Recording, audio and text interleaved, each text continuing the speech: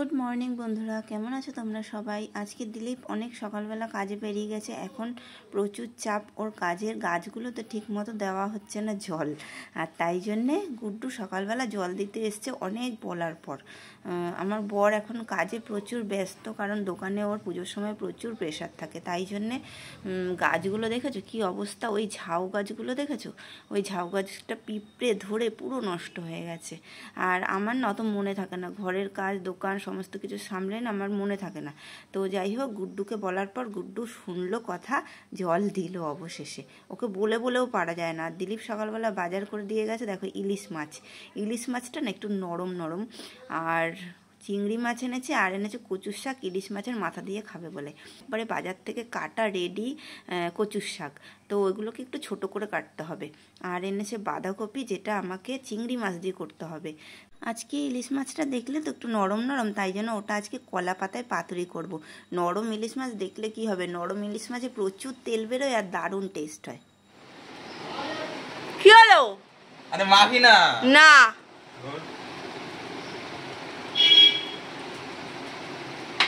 আর এদিকে দেখো গুড্ডু আমাকে কীরকম জ্বালাতন করছে। আমার কসমেটিক্সগুলো, সিরামগুলো, ওগুলো নাকি ও মাখবে। তো ও তো বাচ্চা মানুষ বলো, আর এগুলো আমার আফটার 30 সমস্ত কিছু প্রোডাক্ট, তো এগুলো ওর ফেসে লাগালে কি অবস্থা হবে, আমাকে ভীষণ রাগিয়ে দিয়েছে। বলে দিলাম এক্ষুনি আমি ফোন করবো, ফোন করে ইয়ে করবো। কতক্ষণ আমার পিছনে লাগলো ওরকম এটা ওটা নিয়ে, তারপরে জোর করে বললাম যা দোকানটা খুলে গিয়ে বস, আমি যাচ্ছি একটু পরে, ঘরের কিছু কাজ আছে সেরে আমি রেডি হয়ে যাচ্ছি। তারপর এসে দোকানটা খুলে বসলো, আমি খানিকক্ষণ পরে আসলাম। আর দিলীপ দেখলে তো কত ঝামেলা রান্না, কচুর শাক, বাঁধাকপি, এই সব কিছু করতে অনেক টাইম লাগে। আবার মাছ আমি কখন করব, তার উপরে আবার দুপুরে বেরোনোর আছে, আবার দোকান বন্ধ করে আমি তারপরে যাব রান্না করতে, কখন করব। আমাদের অ্যানিকে এখন চান করাবে, গলায় কিছুতেই বেল্ট পরাতে পারছে না যে চান করাবে। ছাড় না ওই যে যাচ্ছে পটিয়ে যাচ্ছে, কিন্তু ওর গলায় কি তুমি বেল্টটা পরাতে পারবে? কি নিয়েছো হাতে ওকে বেল্ট পরাবে বলে? কলা। ওই দেখাও, দেখি হচ্ছে কলার লোভে। বাহ, নাও তাহলে চান টান করো, আমি গুড্ডুকে খেতে দিই। মাছা বানিয়েছে, এটা দেখতে পাচ্ছ, ওই যে চাল কুমড়ো শাক উঠছে সবে, এবারে অনেক লেট। ঘরে যত গাডার ছিল সব এখানে ধুয়ে দিয়েছি, ধুয়ে শুকোতে দিয়ে দিয়েছি। এই সয়াবিনটা, এটা গুড্ডু রান্না করেছে, আমরা টেস্ট করে দেখবো কেমন হয়েছে। আর এটা নিচে দিতে যাচ্ছে। আর আমি কি রান্না করেছি তোমাদের একটু দেখিয়ে দিই। এই যে এটা হচ্ছে গিয়ে ইলিশ মাছের মাথা দিয়ে কচুর শাক, আর এটা তো গুড্ডুর সয়াবিনটা রান্না করেছি যে, আর এটা হচ্ছে ভাত, আর এটা হচ্ছে গিয়ে চিংড়ি মাছ দিয়ে বাঁধাকপি, আর এখানে রয়েছে এই যে ইলিশ মাছটা কলা পাতায় করেছি,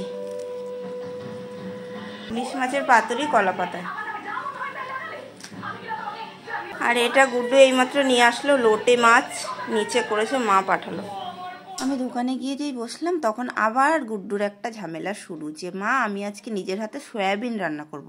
বলো এই ছেলে কি করে আমাকে উৎপাত করে। তো যাই হোক, শুনবে না, না বললেও তো চলে গেল। আমি দোকানে বসলাম, পরে গিয়ে সয়াবিন রান্না করেছে, দেখলে তো সয়াবিনটা খেতে কিন্তু বেশ ভালোই হয়েছে। তারপরে আমি এসে ঝামেলার রান্না সমস্ত কিছু কমপ্লিটও করে ফেললাম অবশেষে। আর কচুর শাক, বাঁধাকপি, এগুলো তো জানো কত টাইম লাগে, আমার টেনশন ছিল আমি কতক্ষণে এগুলো সব করে আবার বেরোতে পারবো, শ্রীরামপুর যাব বাড়ির জন্য শপিং করতে। ওই ইলিশ মাছের মাথা দিয়ে কিছুদিন আগে আমি দিলীপকে বলেছিলাম যে কচুর শাক খেতে ইচ্ছে করছে, তাই জন্য ইলিশ মাছ অনেকবার খাওয়া হয়েছে এই বছরে, কিন্তু কচুর শাক ইলিশ মাছের মাথা দিয়ে খাওয়া হয়নি। তো তাই জন্য ও আজকে কচুর শাক নিয়ে এসছে। আর আজকের দিনে যেদিন বেরোতে হবে, আর অ্যানিকে চান করিয়েছে না, অ্যানি না প্রচণ্ড ঠান্ডা লাগছে, কাঁপছিল দেখলো, তাই জন্য এখানে একটু জড়িয়ে আমি ধরে শুয়েছিলাম। রান্না বান্না খাওয়া দাওয়া সব কিছু ভালো মতো মিটে গেল। আর দিলীপও চলে এসছে দেখলে, তো আমরা বেরিয়ে পড়লাম রেডি হয়ে শ্রীরামপুর যাব বলে। এখনই ট্রেন আছে, গিয়েই ট্রেন পেয়ে যাব।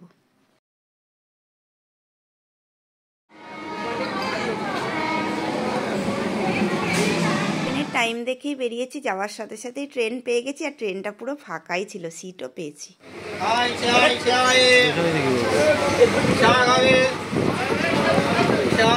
শ্রীরামপুরে যেই নামলাম স্টেশন থেকে, এত ভিড়, নামার পরে সে ভিডিও করাই যাচ্ছিল না। এদিকটা একটু ফাঁকা দেখে তাই জন্য ফোনটা বার করে ভিডিও করা একটু স্টার্ট করলাম।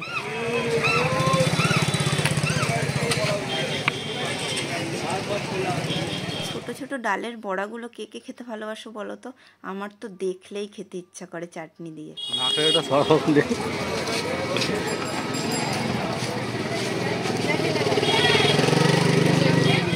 পাশে দেখলাম একটা সানগ্লাসের দোকান। ছেলেটা দাঁড়িয়ে রয়েছে যে ও ডাকাডাকি করছিল, দিদি আসো দিদি আসো। তো ওর ডাক শুনে গেলাম, দিলীপ বলে একটা সানগ্লাস নেও তাহলে। তারপরে অনেকগুলো দেখলাম, জানো তো, পরে পরে দেখলাম, পছন্দ হলো, আবার মানে মনের মতন হচ্ছিল না, তাই জন্য না নিয়েই চলে গেলাম। অনেকগুলো পরে পরে দেখে টেকে তারপরে না নিয়েই চলে গেছি। তারপরে একটা দোকানে দাঁড়ালাম আমাদের পুচকে দুটোর জামা নিতে। এক হচ্ছে আমাদের ফড়িং রানীর জন্যে, আর এক হচ্ছে আমার দেওরের মেয়ের জন্যে।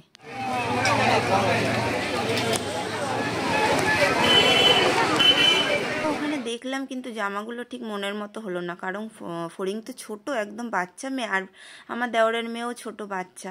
তো ওদের জন্য না আমি ওই চিকচাক খসখসে ওই সব জামা পছন্দ হয় না, বেশ সুতির সফট কোনো সুন্দর জামা হবে, তো সেরকম পরে ওরা আরামও পাবে, আর সেরকমই আমার জিনিস বাচ্চাদের জন্য নিতে ভালো লাগে। তো তারপর এই জামাটা দেখে ফড়িংয়ের জন্য পছন্দ হলো। পুচকি দুটোর কেনাকাটি তো হয়ে গেল, আর আমার পেয়েছিল প্রচণ্ড জল পিপাসা, তাই জন্য একটা জলের বোতল নিয়ে জল খেয়ে নিলাম একটু, আর এখানে জুতো দেখলাম। আমার মায়ের জন্য জুতো খুঁজতে খুঁজতে আমাদের গলা আবার মানে শুকিয়ে গেল, তাই জন্য 2 গ্লাস লস্যি কিনে দুজনে আগে খেয়ে নিলাম। ওনার মানে সারা শ্রীরামপুর ঘুরে ওনার সাইজের জুতো কোথাও খুঁজে পেলাম না। যাক, বাঁশবেড়িয়া থেকেই নিয়ে নেবো ওনার জন্য জুতো। ক্লান্ত বাটি লাগছে দেখো। তারপর চলে গেলাম শাড়ির দোকানে। ওখানে শাশুড়ি মা আর আমার মায়ের জন্য দুটো সেম শাড়ি কিনলাম, দুটো কালার আলাদা, দুজনের জন্যই সেম কিনে নিলাম। আর আমার শ্বশুরের জন্য এখানে পছন্দ হলো না, দিলীপ বলল যে আমাদের ওখান থেকেই কিনে নেবে। আর বাচ্চাগুলোর জন্য কেনা হয়ে গেল, বাকি রইল দিলীপ আর গুড্ডুর। তো ওদের জন্য আমাদের ওখান থেকেই কিনে নেবো। কেনাকাটি কমপ্লিট হয়ে গেল, স্টেশনের দিকে রওনা দিলাম। এদিকে দাও ঠোঙাটা। আমাদের গাড়ি ঢুকছে, কেনাকাটি কমপ্লিট। আমাদের গাড়ি ঢুকছে, আমাদের গাড়ি, হ্যাঁ আমাদের গাড়ি ঢুকছে। হ্যাঁ কোন ট্রেনটা? ওই যে ট্রেন আছে।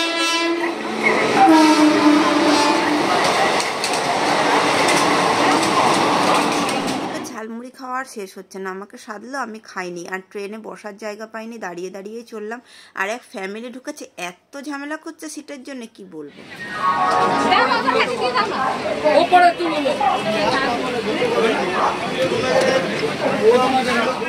এসে আগে গা হাত পা ধুলাম, মানে আবার স্নান করলাম, করে মানে এত ক্লান্ত লাগছে, একদম চোখ মনে হচ্ছে এখন বন্ধ হয়ে যাচ্ছে, আর বসতে পারছি না। বিছানা হয়ে গেছে, শুয়ে পড়বো এক্ষুনি। পুরের ভাত তরকারি, ভাত নেই, তরকারি সবই রয়েছে, নিচ থেকে ভাত নিয়ে আসা হলো, গুড্ডু আর দিলীপ খেয়ে নেবে, আমি কিছু খাবো না। ট্রেনে এরকম ছোট ছোট মশলা দেওয়া একটু পাঁপড় বিক্রি হচ্ছিল, তো খেতে খুব ইচ্ছে হচ্ছিল, তো তাই জন্য ওগুলো নিয়েছিলাম 2 প্যাকেট। 1 প্যাকেট গুড্ডুকে দেওয়া হলো, আর একটা আমি খেলাম এখন বসে টুকটুক করে। আর ভালো লাগছে না, সেই সন্ধ্যা থেকে একদম কন্টিনিউ হাঁটছি, এই বাড়ি এসে বসলাম, মানে কন্টিনিউ হেঁটে যাচ্ছি, মাঝে একটু আধটু বসেছি, ওটা না বসার মতোই। শাড়ি, যেই শাড়িগুলো তখন দেখলাম সেই শাড়িগুলো নিয়ে নিই। জামদানি নিয়েছি একটা, দুটোই সেম, মানে মায়ের জন্য যেরকম নিয়েছি, এই যে এটা নিয়েছি মায়ের জন্যে হলুদ সবুজ সাদায়, আর এটা নিয়েছি আমার ওই বাড়ির মানে আমার শাশুড়ি মায়ের জন্যে গোলাপি আর হলুদ আর নীলের মধ্যে, এই দুটো নিয়েছি। আর পুচকি দুটোর জন্য জামা নিয়েছি, আর কিছু নেই। আর দোকানের কিছু মাল নিয়ে আসা হলো, দোকানের কিছু মাল নিয়েছি, ব্যাস, আর কিছু কিনিনি। আর আমার জন্য দুটো শাড়ি এনে নিয়েছি, একেবারে ফলস পিকো করতে দিয়ে দিয়েছি। তো আজকে আর ভালো লাগছে না খুলে দেখার, প্রচন্ড ক্লান্ত। এর ভিডিওটা তাহলে এখানেই শেষ করি, এখন ঘুম দেবো। তোমরা সবাই ভালো থেকো, সুস্থ থেকো, পুজোতে জমিয়ে কেনাকাটি করো, জমিয়ে আনন্দ করো। দেখা হবে আবার নেক্সট ব্লগে। টাটা।